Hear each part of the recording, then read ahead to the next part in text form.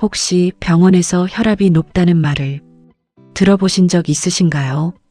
약을 먹을 정도는 아니지만 조금 높다는 이야기를 들으신 적은 없으신가요?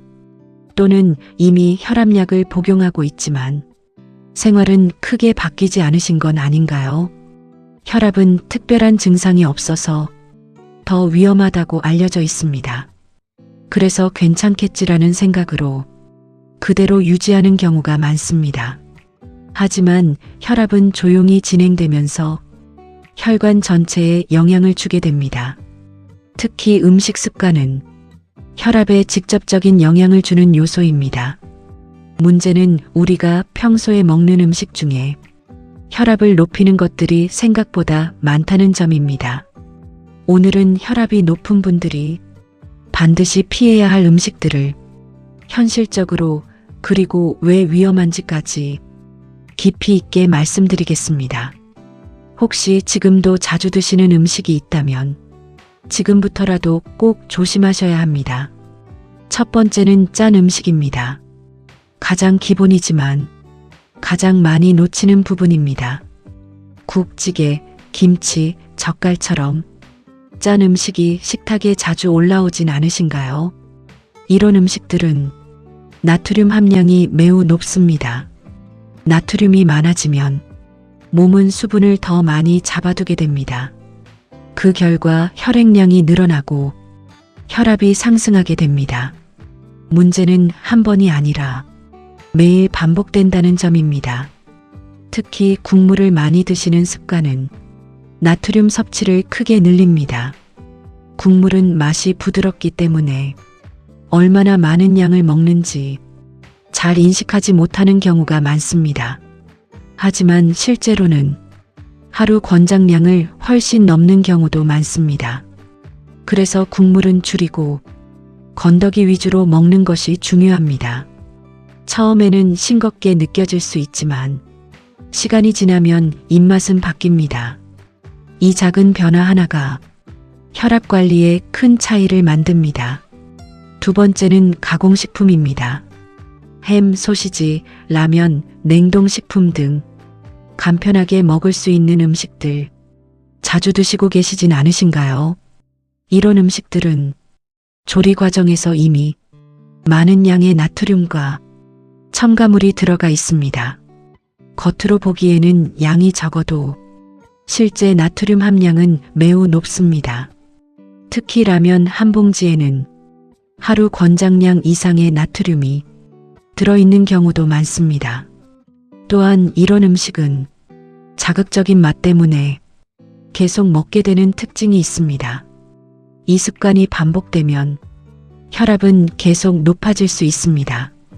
가능하면 자연식 위주로 식사를 구성하는 것이 중요합니다.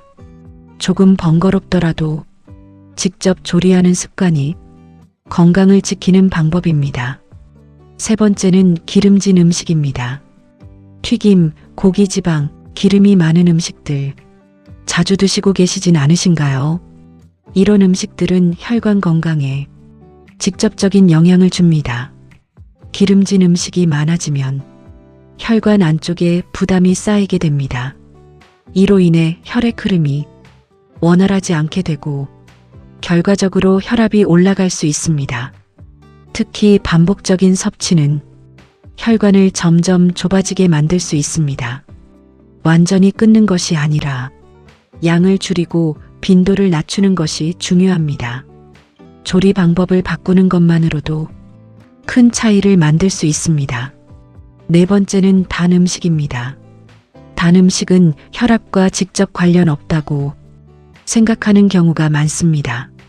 하지만 실제로는 간접적인 영향을 줍니다. 당분이 많은 음식은 체중 증가로 이어질 수 있습니다.